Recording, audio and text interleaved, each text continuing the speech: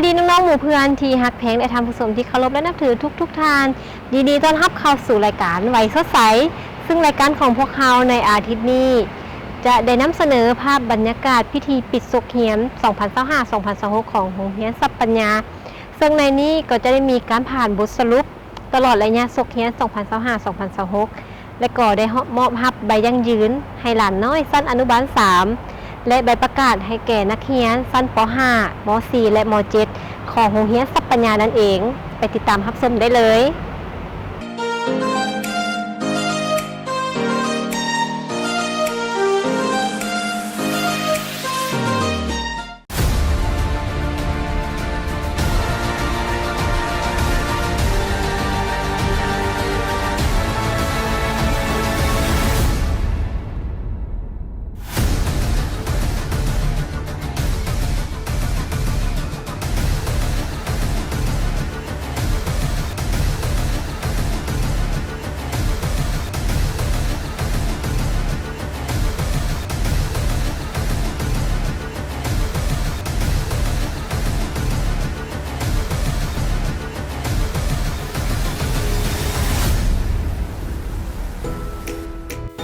โรงเรียนทรัพย์ปัญญาเป็นโรงเรียนภาคเอกชนแห่งหนึ่งที่นำใส่หลักสูตรของกระทรวงศึกษาธิการและกีฬาได้วางออกตามหาหลักมูลของการศึกษาสร้างตั้งขึ้นโดยท่านแดเนียลริมและท่านนางจินดาพ้นเตสาโดยการนำเอาประสบการณ์เลี้ยงลูกมาเป็นแรงบันดาลใจในการสร้างโรงเรียนแห่งนี้โดยสร้างโรงเรียนให้เปรียบเหมือนบ้านหลังที่สองที่ให้ทั้งความรักความอบอุ่นความสุขและโอกาสที่เท่าเทียมกันสามารถเสริมสร้างทักษะนักเรียนได้มีความรู้รอบด้านด้วยความเอาใจใส่อย่างใกล้ชิดและทางเป็นการประกอบส่วนต่อสังคมโรงเรียนทรัพย์ปัญญามีอาคารเรียนทั้งหมด1หลังเลี้ยงเด็ก1ห้องประถม5ห้องมัธยม7ห้องห้องประชุม1ห้องและห้องการ1ห้องมีครูและพนักงานทั้งหมด33คนหญิง28คนจำนวนนักเรียนทั้งหมดแม่น324น้องหญิง160น้องซึ่งในนี้เองทางโรงเรียนทรัพย์ปัญญาก็ได้ให้ความสำคัญต่อกับพิธีปิดศกเรียนให้เกียรติเข้าร่วมโดยท่านลิปะเอียลีบัวเปากรรมการพรรคนครหลวงหัวหน้าแผนกศึกษาธิการและกีฬานครหลวงเวียงจันทน์พร้อมด้วยคณะแขกผู้มีเกียรติพร้อมด้วยครูอาจารย์ภายในโรงเรียนทรัพย์ปัญญาและบรรดาน้องๆนักเรียนตลอดถึงผู้ปกครองเข้าร่วมอย่างพร้อมเพรียงอยู่ที่หอวัฒนธรรมแห่งชาติเพื่อรับฟังผลการทบทวนและสรุปคืนมรรคผลของการจัดตั้งปฏิบัติแผนการเรียนการสอนกิจกรรมต่างๆที่ได้จัดตั้งปฏิบัติมาตลอดศกเรียนเพื่อให้คณะอำนวยการครูอาจารย์ได้เห็นถึงข้อสะดวกข้อยุ่งยากและบทเรียนที่ถอดถอนได้เพื่อนำไปปรับปรุงในศกเรียนต่อไปเพื่อเป็นการมอบใบยั่งยืนใบย่องยอหรือรางวัลให้แก่นักเรียนที่มีผลการเรียนดีมีคุณสมบัติดีนักเรียนที่สร้างชื่อเสียงให้โรงเรียนเพื่อเป็นแบบอย่างและสร้างแรงบันดาลใจให้รุ่นน้องหรือนักเรียนคนอื่นๆมีความมานะพยายามในปีต่อๆไปย่องยอครูผู้ที่มีความทุ่มเทและมีผลงานดีเด่นในการสอนเป็นโอกาสให้โรงเรียนผู้ปกครองห้องการศึกษาธิการและกีฬาสมาคมพ่อแม่นักเรียนได้พบปะแลกเปลี่ยนคำคิดคำเห็นและร่วมมือกันในการพัฒนาการศึกษาเป็นเวทีให้นักเรียนได้แสดงออกทางด้านศิลปะวัฒนธรรมและการร่วมอำลากันก่อนแยกย้ายไปพักแรงหรือยกย้ายไปเรียนต่อบอนใหม่ซึ่งในมื้อนี้เองน้องๆชั้นม .7 ของโรงเรียนทรัพย์ปัญญาก็ได้ให้สัมภาษณ์กับทางรายการของพวกเขาเกี่ยวกับความรู้สึกของตนเองที่ได้เรียนอยู่ในโรงเรียนทรัพย์ปัญญาและก็มีคำคิดที่จะฝากถึงน้องๆในรุ่นต่อไปอีกด้วย วันนี้มันงานปิดภาคเรียนทำใบประกาศของน้อง น้องอยู่ม .7 แม่นเป็นจังไดการเรียนโรงเรียนตลอดระยะการเรียนมาจนจบสั้นน้องรู้สึกว่าตั้งแต่น้องเรียนมาเป็นเอ่อในตลอดการเรียนเป็นประสบการณ์ที่ดีหลายสำหรับน้องเพราะว่าการเข้ามาในโรงเรียนแห่งนี้เฮ็ดให้น้องกล้าแสดงออกและก็กล้าที่จะเว้ากล้าที่จะเฮ็ดในสิ่งที่ตัวเองอยากเฮ็ดกล้าที่จะแสดงออกในสิ่งที่ตัวเองมักแล้วน้องคิดว่าน้องมักกีฬาหรือว่าเรียนประเภทใดที่สุดในโรงเรียนน้องมักกีฬาทางโรงเรียนสนับสนุนกีฬาตีแบดตีดอกปีกไก่น้องมักลิ้นตีดอกปีกไก่หลายและสำหรับวิชาเรียนน้องมักประเภทใดน้องมักวิชาภาษาอังกฤษเป็นอย่างเป็นวิชาเพราะว่าภาษาอังกฤษสอนให้เฮาสื่อสารกับคนต่างประเทศบ่ว่าจะเป็นคนใดในโลกก็ตามเฮ็ดให้เฮาสามารถสื่อสารกับคนอื่นได้คำสอนในการใช้ชีวิตในในนอกหัวโรงเรียนที่เฮาจบจากโรงเรียนแห่งนี้ไปครูสอนให้หลานให้ได้เห็นถึงโลกภายนอกต่างๆแม่นบ่ว่าจะเป็นการใช้ชีวิตในหัวมหาลัยการใช้ชีวิตของการเฮ็ดเวียกขอฝากถึงหมู่เพื่อนทุกคนที่จบม .7 นำกันมื้อนี้ก็ขอบใจหลายๆที่เฮ็ดให้ขอบใจทุกสิ่งทุกอย่างที่เฮ็ดให้พวกเฮามาเจอกันในมื้อนี้เฮ็ดให้พวกเฮาได้รู้จักกันเป็นหมู่กันและสนิทกันขอบใจที่อยู่เคียงข้างกันมาโดยตลอดขอบใจครูที่ซิดสอนหลานมาตั้งแต่มื้อทำอิฐของการเข้ามาอยู่ในสัพปัญญาจนฮอดมื้อนี้หลานได้ประสบผลสำเร็จอีกก้าวหนึ่งของชีวิตหลานขอสัญญาว่าหลานสิเอาทุกคำสั่งสอนของครูไปใช้ในชีวิตในอนาคตต่อไปขอบใจพ่อแม่ที่สนับสนุนมาโดยตลอดเฮ็ดเวียกหนักที่จะหาเงินส่งเฮาเรียนให้เฮาฮอดจุดนี้ให้ฮอดจุดที่เฮาประสบผลสำเร็จในชีวิตขอบใจพ่อแม่หลายๆฝากถึงหมู่ๆม .7 รุ่นต่อไปก็คือขอให้ทุกคนมีก้าวชีวิตที่ดีขอให้ทุกคนประสบผลสำเร็จในการสิ่งจบชั้นม .7 ทุกคนและขอให้ทุกคนมีความสุขซึ่งโรงเรียนสัพปัญญาได้วางเป้าหมายที่จะมุ่งพัฒนาคุณภาพชีวิตและความรู้ความสามารถของนักเรียนให้พร้อมที่จะเฮ็ดประโยชน์ให้แก่สังคมและประเทศชาติตามภาระบทบาทหน้าที่ของตนในฐานะพลเมืองที่ดีที่ทนต่อการเปลี่ยนแปลงมีสุขภาพสมบูรณ์ทางกายและจิตใจรู้จักรับผิดชอบต่อหน้าที่และชีวิตของตนเองท่านผู้ชมและนั้นก็แม่นภาพบรรยากาศของพิธีปิดศุกร์เรียน 2025-2026 ของโรงเรียนสัพปัญญาและก็การให้สัมภาษณ์ของน้องนักเรียนชั้นม .7 เกี่ยวกับความรู้สึกของตนเองที่ได้เรียนอยู่โรงเรียนสัพปัญญาแห่งนี้และนอกจากนี้แล้วท่านอาจารย์จินดาพลเตสาผู้อำนวยการโรงเรียนของโรงเรียนสัพปัญญาก็ได้กล่าวถึงจุดประสงค์ของการจัดพิธีปิดศุกร์เรียนในครั้งนี้อีกด้วย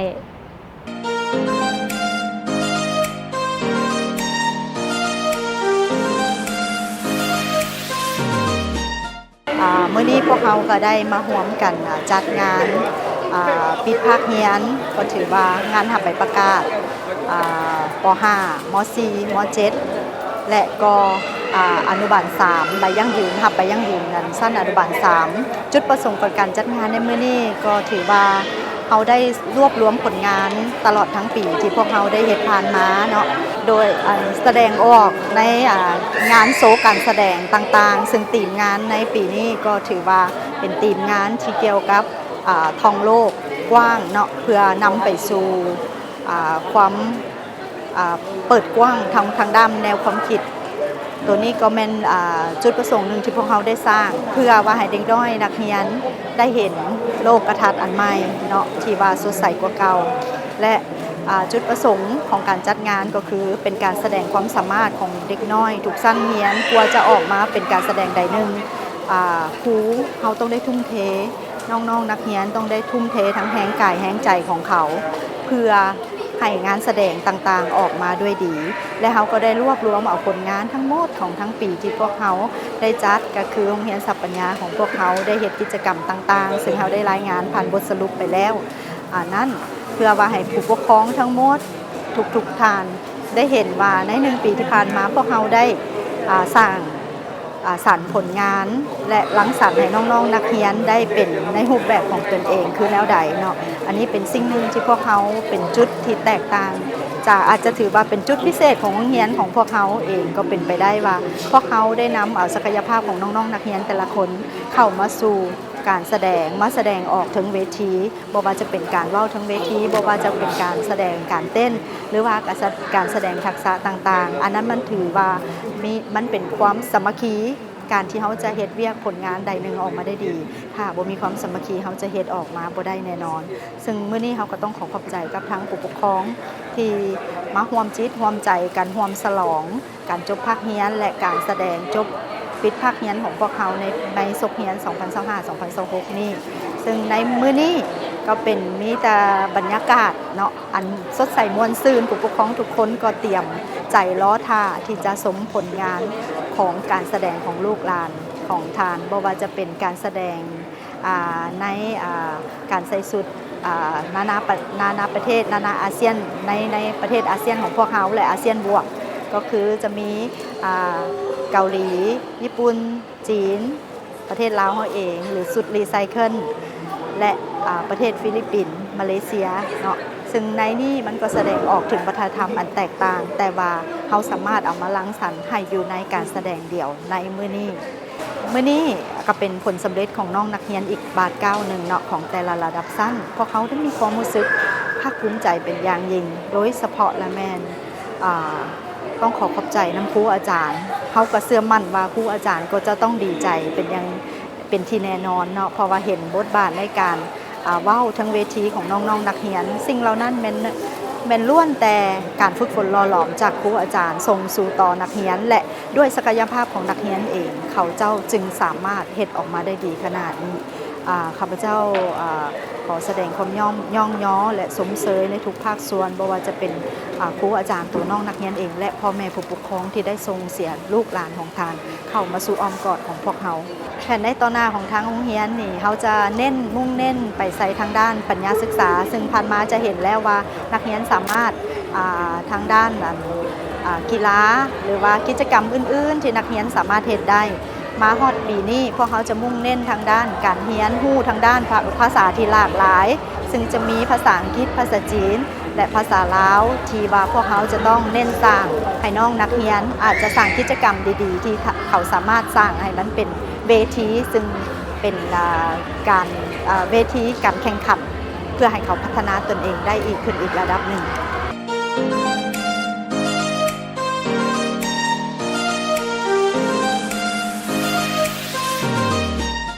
ท่านผู้ชมและเข้าสู่ระยะนี้ก็แม่นระยะของน้องๆพาม่อนพาเพลิน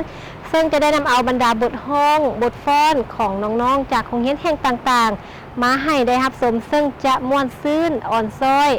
และกินใจคือแนวใดนั้นไปรับชมได้เลย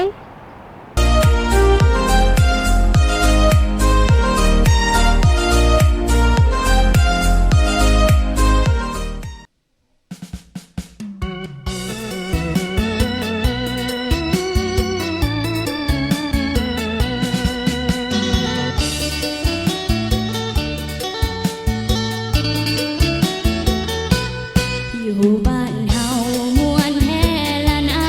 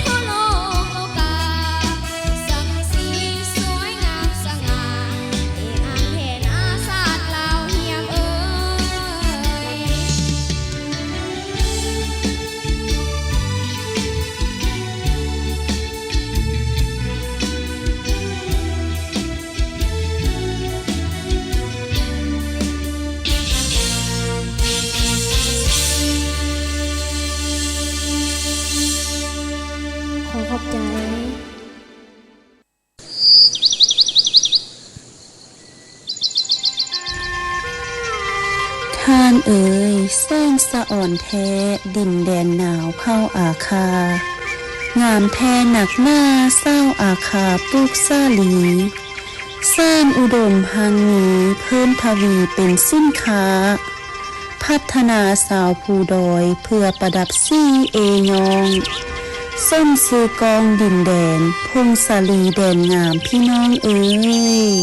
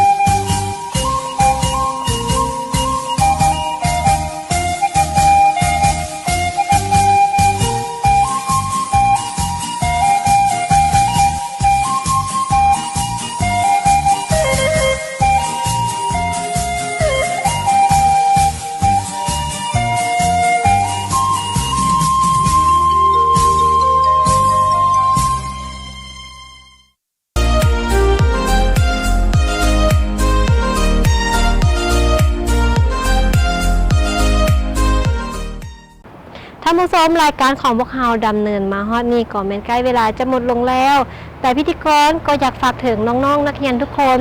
ที่อยู่ทางบ้านจงพากันรักษาสุขภาพและร่างกายของตนเองอยู่เสมอและในระยะนี้ก็แม่นระยะของฤดูฝนกันแล้วรักษาสุขภาพให้แข็งแรงอยู่ตลอดเด้อพบกันได้ไหมในโอกาสหน้าสำหรับอาทิตย์นี้สบายดี